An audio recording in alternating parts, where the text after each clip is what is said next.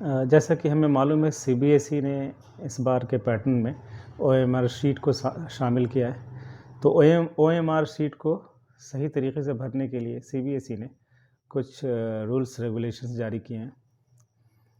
तो स्टूडेंट्स आप को कैसे भरना है इसके बारे में मैं आपको यहाँ पे तफसील से डिटेल से बताऊँगा। फ़र्स्ट ऑफ़ ऑल आप देखिए यहाँ सबसे पहले ऑप्शन में यहाँ पे ए ऑप्शन शेड किया गया। तो और ये बॉक्स में आपने ए लिखा तो ये करेक्ट मेथड है। This is the correct method of filling OMR sheet. Now if you shade option A and you write B on box, then B will be considered as your answer.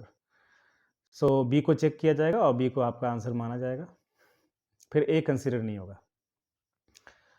अब अगर आपने A को shade किया और box में आपने B लिखा है और फिर यहाँ पे आपने एक जो सर्कल है उसको भी शेड कर दिया है, तो इस केस में आंसर इवेल्युएट नहीं होगा।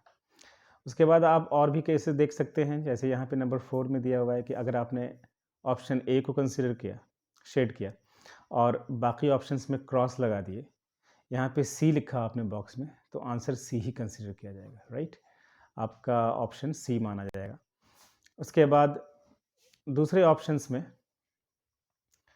जैसे आपने यहाँ क्रॉस किया है, इसमें टिक लगाया आपने, चूँकि आपको ऑप्शन बी ऑप्ट करना था, फिर आपने क्रॉस किया, फिर आपने क्रॉस किया और यहाँ आपने ए ऑप्शन दिया है, तो डी ऑप्शन दिया है, तो डी को ही ऑप्शन माना जाएगा।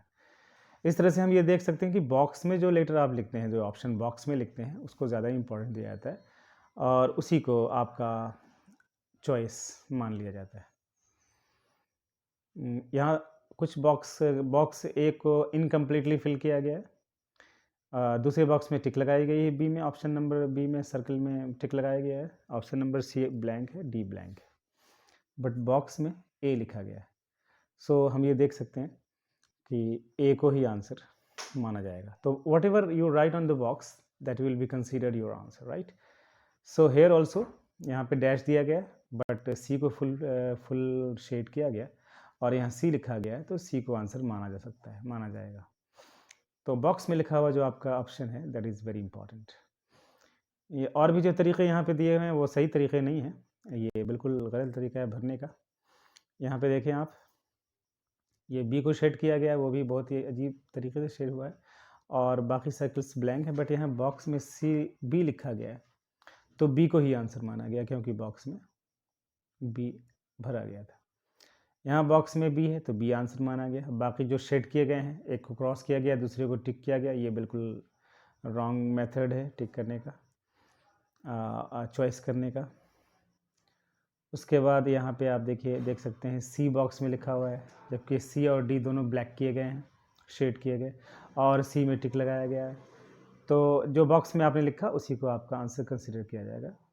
इस तरह से सेकंड लास्ट में डी ऑप्शन आपने लिखा बॉक्स में, डी को कंसिडर किया जाएगा। आपने कम्प्लीटली इसको अगर शेड नहीं किया है जैसा कि यहाँ पे किया गया, तो इस तरह से ए को कंप्लीट शेड किया गया, बी में क्रॉस लगाया गया, मगर आंसर ऑप्शन में आपने ए लिया है तो ए को ही कंसिडर किया जाएगा। तो इस तरह से सबसे करेक्ट मेथड जो है वो आप जो आपका चॉइस है उस ऑप्शन को शेड करें और उसी का नंबर यहाँ पे दें। इस मामले में कोई मिस्टेक ना करें।